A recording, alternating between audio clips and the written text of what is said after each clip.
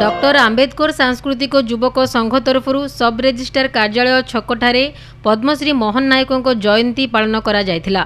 एही अवसर में पूर्वतन सांसद Chandrashekhar Sahu, mayor Sanghamitra Dalai, deputy mayor ई विवेक रेड्डी, जिला बीजेपी सभापति शरद साबत, पूर्वतन काजू निगम अध्यक्ष सुभाष महाराणा, पूर्वतन बीडीए अध्यक्ष शरत रंजन पट्टनायक, डेप्यूटी कमिश्नर कल्याणी संघमित्रा, प्रदीप नायक, अशोक शुक्ला, पद्मचरण नायक, प्रदीप पंडा, रमेश चंद्र बांगारी, बांकनिधि सेठी, श्रीकांत घड़ई समेत सांस्कृतिक संघर बहु कर्मकर्ता ही अवसर में उपस्थित थिले।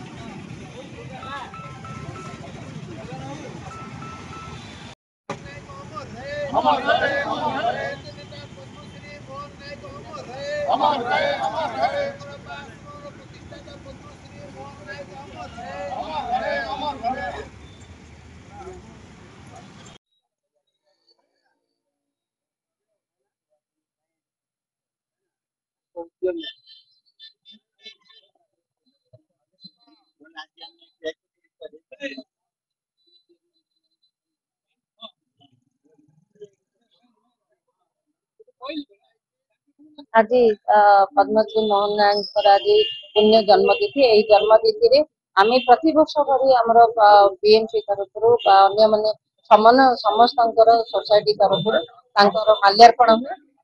पद्मश्री मोहन नायक एमती एक व्यक्तित्व जी की स्वाधीनता संग्राम में भाग नवा सहित जाति भेद को दूर करते समस्त को सम्मान बोली से दर्शाई। पद्मश्री मोहन नायक 104तम जन्म दिवस ये अवसर रे ब्रह्मपुर सहर रे तो जन्म एवं सहर रे जो प्रतिमूर्ति रही से प्रतिमूर्ति रे पुष्पमाल्य दे प्रदीप प्रज्वलन करी आशीर्वाद जमी आम समस्त से कामना करा आम गौरव पद्मश्री मोहन नायक 104तम जन्म जयंती से अवसर में आम समस्ते ब्रह्मपुर साधारण जनता और समस्ते दल मत निर्विशेष आसी मोहन जी मोहन बाबू स्मरण कलु। आज दिन में पद्मश्री मोहन नायक जन्मग्रहण करते। आज जयंती अवसर में 104तम जयंती जन्मदिन अवसर में आम आज पालुचे। पद्मश्री मोहन नायक सारा भारत वर्ष ओडिशा नुह सारा भारत वर्ष जड़े हरिजन नेता हिसाब से विख्यात थे।